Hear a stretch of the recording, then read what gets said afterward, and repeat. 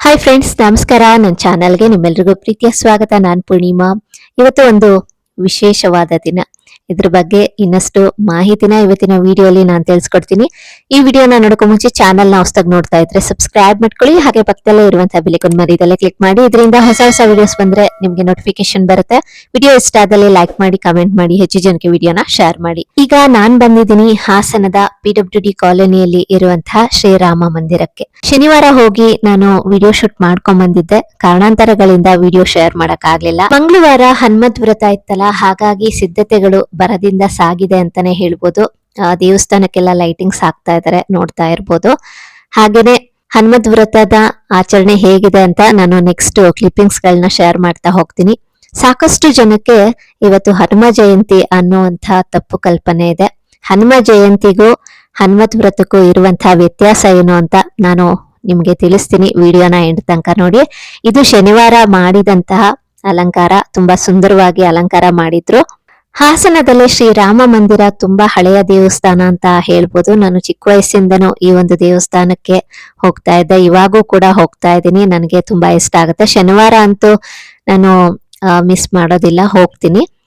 ಈಗ ನೀವು ನೋಡ್ತಾ ಇದ್ದೀರಾ ಶ್ರೀ ವೀರಾಂಜನೇಯ ಶ್ರೀ ಭಕ್ತ ಆಂಜನೇಯ ಸ್ವಾಮಿಯ ಸನ್ನಿಧಾನ ರಾಮ ಮಂದಿರದಲ್ಲೇ ಇರುವಂತದ್ದು. ಮುಖ್ಯ ಪ್ರಾಣ ದೇವರನ್ನ ಪ್ರತಿಯೊಬ್ರು ಕೂಡ ಪೂಜೆ ಮಾಡ್ತಾರೆ. ಯಾಕೆಂದ್ರೆ ಆಂಜನೇಯ ಸ್ವಾಮಿಯ ಒಂದು ಕೃಪಾ ಕಟಾಕ್ಷ ನಮ್ಮ ಮೇಲೆ ಇರ್ಲೇಬೇಕು. ಹಾಗೇನೆ ಆರೋಗ್ಯ ಸಮಸ್ಯೆ ಇರೋರು ನೀವು ನೋಡಿರ್ಬೋದು, ವಿಳ್ಯದೆಲೆ ಹಾರವನ್ನ ಅರ್ಪಿಸ್ತಾರೆ. ವಿಳ್ಯದೆಲೆ ಹಾರವನ್ನ ಪ್ರತಿ ಶನಿವಾರ ಅರ್ಪಿಸೋದ್ರಿಂದ ಆರೋಗ್ಯದಲ್ಲಿ ಎಷ್ಟು ಚೇತರಿಕೆಗಳನ್ನ ಕಾಣಬಹುದು. ಕೆಲವರು ತಮ್ಮ ಇಷ್ಟಾರ್ಥ ನೆರವೇರ್ಲಿ ಅನ್ನುವಂತ ಕಾರಣಕ್ಕೆ ಅಥವಾ ಅವರು ಇಷ್ಟಾರ್ಥ ನೆರವೇರದ ಮೇಲೂ ಕೂಡ ಕೆಲವರು ವಿಳ್ಯದೆಲೆ ಹಾರವನ್ನ ತಂದು ಸ್ವಾಮಿಗೆ ಅರ್ಪಿಸ್ತಾರೆ. ವಿಳ್ಯದೆಲೆ ಅಂದ್ರೆ ಸ್ವಾಮಿಗೆ ತುಂಬಾ ಪ್ರಿಯವಾದದ್ದು. ಹಾಗಾಗಿ ನೀವು ನೋಡಿರ್ಬೋದು, ವಿಳ್ಯದೆಲೆ ಹಾರವನ್ನ ಹಾಕ್ತಾರೆ. ಇವತ್ತು ಮಂಗಳವಾರ, ತುಂಬಾ ವಿಶೇಷ ದಿನ. ಇವತ್ತು ಹನುಮತ್ ವ್ರತ ಇದೆ. ಇವತ್ತು ರಾಮ ಮಂದಿರಕ್ಕೆ ಬಂದಿರುವಂತದ್ದು. ಹಾಗೆ ಸಿದ್ಧತೆಗಳು ಹೇಗಿತ್ತು ಅಂತ ನಾನು ಮುಂಚೆನೆ ನಿಮ್ಗೆ ವಿಡಿಯೋಲ್ ತೋರಿಸಿದೀನಿ. ಇದು ಇವತ್ತಿನ ವಿಡಿಯೋ. ತುಂಬಾ ವಿಜೃಂಭಣೆಯಿಂದ ಇವತ್ತು ಹನುಮತ್ ವ್ರತವನ್ನ ಆಚರಣೆ ಮಾಡಿದರೆ. ಪ್ರತಿಯೊಂದು ಆಂಜನೇಯ ಸ್ವಾಮಿ ದೇವಸ್ಥಾನದಲ್ಲೂ ಕೂಡ ಇವತ್ತು ವಿಶೇಷವಾದ ಪೂಜೆ, ಅಲಂಕಾರ ಎಲ್ಲಾನು ಮಾಡಿರ್ತಾರೆ. ಇವತ್ತು ರಾಮ ಮಂದಿರದಲ್ಲೂ ಅಷ್ಟೇನೆ ಭಕ್ತ ಸಾಗರವೇ ಹರಿದು ಬಂದಿದೆ ಅಂತ ಹೇಳ್ಬೋದು. ತುಂಬಾ ಜನ ಇವತ್ತು ಸ್ವಾಮಿಯ ದರ್ಶನವನ್ನ ಪಡಿತಾರೆ, ವಿಶೇಷವಾಗಿ ಪೂಜೆಯನ್ನ ಸಲ್ಲಿಸ್ತಾರೆ, ಮನೆಯಲ್ಲೂ ಮಾಡಿರ್ತಾರೆ. ಹಾಗೇನೆ ಸನ್ನಿಧಾನಕ್ಕೂ ಹೋಗಿ ದರ್ಶನವನ್ನ ಕೂಡ ಪಡೆದ್ಕೊಂಡ್ ಬರ್ತಾರೆ. ಇವತ್ತು ತುಂಬಾ ವಿಶೇಷ ದಿನ. ಹಾಗೆ ನಾನು ಮುಂಚೆನೆ ಹೇಳ್ದೆ, ತುಂಬಾ ಜನಕ್ಕೆ ತಪ್ಪು ಕಲ್ಪನೆ ಏನಿದೆ ಅಂದ್ರೆ ಇವತ್ತು ಹನುಮ ಜಯಂತಿ ಅಂತ. ಇವತ್ತು ಹನುಮ ಜಯಂತಿ ಅಲ್ಲ, ಇವತ್ತು ಹನುಮತ್ ವ್ರತ. ಹನುಮ ಜಯಂತಿ ಬರುವಂತದ್ದು ಯಾವಾಗ ಅಂದ್ರೆ ಚೈತ್ರ ಮಾಸದ ಶುಕ್ಲ ಪಕ್ಷದ ಹುಣ್ಣಿಮೆಯ ದಿನ ಹನುಮ ಜಯಂತಿ ಬರುತ್ತೆ. ಹನುಮ ಜಯಂತಿ ಅಂದ್ರೆ ಹನುಮಂತ ಹುಟ್ಟಿದ ದಿನವನ್ನ ಹನುಮ ಜಯಂತಿ ಅಂತ ಕರೀತಾರೆ. ಇವತ್ತು ಹನುಮದ್ ವ್ರತ.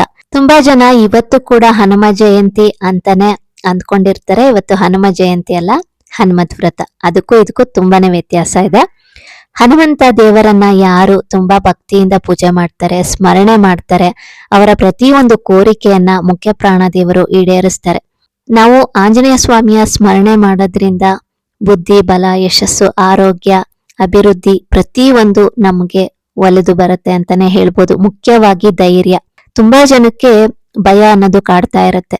ನಾವು ಆಂಜನೇಯ ಸ್ವಾಮಿಯನ್ನ ಭಕ್ತಿಯಿಂದ ಪೂಜೆ ಮಾಡೋದಾಗಿರ್ಬೋದು, ಮಂತ್ರಗಳನ್ನ ಹೇಳ್ಕೊಳ್ಳೋದು, ಹಾಗೆ ಸನ್ನಿಧಾನಕ್ಕೆ ಹೋಗಿ ಸ್ವಾಮಿಯ ದರ್ಶನವನ್ನ ಪಡ್ಕೊಂಡ್ ಬಂದ್ರೆ ನಮ್ಮಲ್ಲಿ ಹೆಚ್ಚಿನ ಧೈರ್ಯ ಬರುತ್ತೆ. ಕೆಲವರಿಗೆ ತುಂಬಾ ಭಯ ಕಾಡ್ತಾ ಇರುತ್ತೆ, ಎಲ್ಲದಕ್ಕೂ ಭಯ ಪಡುವಂಥದ್ದು. ಹಾಗೆ ಮಕ್ಳಿಗೂ ಅಷ್ಟೇ ಭಯ ಅನ್ನೋದಿರುತ್ತೆ.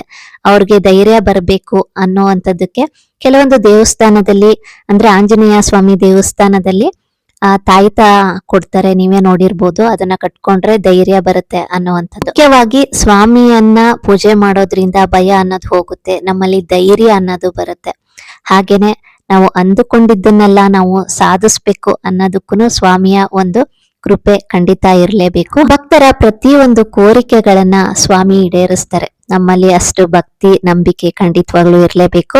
ಹಾಗೆ ನಾವು ಎಷ್ಟು ಭಕ್ತಿ ಪೂರ್ವಕವಾಗಿ ಪೂಜೆಯನ್ನ ಸಲ್ಲಿಸ್ತೀವಿ, ಸ್ವಾಮಿಯನ್ನ ಆರಾಧಿಸ್ತೀವಿ, ಅದಕ್ಕಂತೂ ಶೀಘ್ರವಾಗಿ ಫಲ ಖಂಡಿತ ಸಿಕ್ಕೇ ಸಿಗುತ್ತೆ.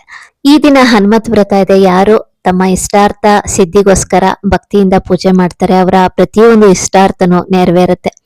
ಇವತ್ತು ತುಂಬಾ ವಿಜೃಂಭಣೆಯಿಂದ ರಾಮ ಮಂದಿರದಲ್ಲಿ ಹನುಮಂತ ವ್ರತವನ್ನ ಆಚರಣೆ ಮಾಡಿದ್ದಾರೆ.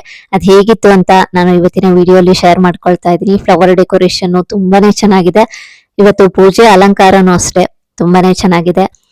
ನೋಡ್ತಾ ಇದ್ದೀರಾ ಅಲ್ವಾ, ಆಂಜನೇಯ ಸ್ವಾಮಿಯ ಸುಂದರವಾದ ಅಲಂಕಾರ ಹೇಗಿದೆ ಅಂತ ನಿಮ್ಗೂ ಕೂಡ ದರ್ಶನ ಮಾಡಿಸಿದೀನಿ. ಒಂದೊಂದು ದಿನಕ್ಕೂ ಒಂದೊಂದು ಮಹತ್ವ ಖಂಡಿತವಾಗ್ಲೂ ಇರುತ್ತೆ. ಇವತ್ತು ಹನುಮತ್ ವ್ರತ, ಹಾಗೇನೆ ಇವತ್ತು ಭಕ್ತಿಯಿಂದ ಪ್ರತಿಯೊಬ್ರು ಕೂಡ ಪೂಜೆ ಮಾಡಿರ್ತಾರೆ.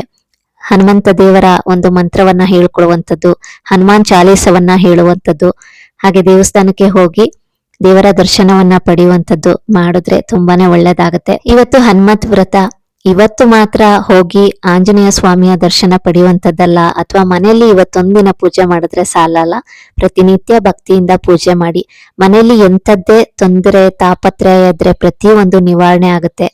ಆರೋಗ್ಯ ಸಮಸ್ಯೆ ಇದೆ ಅಂತ ಕೇಳ್ತಾ ಇರ್ತಾರೆ, ಅಂಥವ್ರು ಆಂಜನೇಯ ಸ್ವಾಮಿಗೆ ಪ್ರತಿ ಶನಿವಾರ ವಿಳ್ಯದೆಲೆ ಹಾರವನ್ನ ಅರ್ಪಿಸ್ತಾ ಬನ್ನಿ.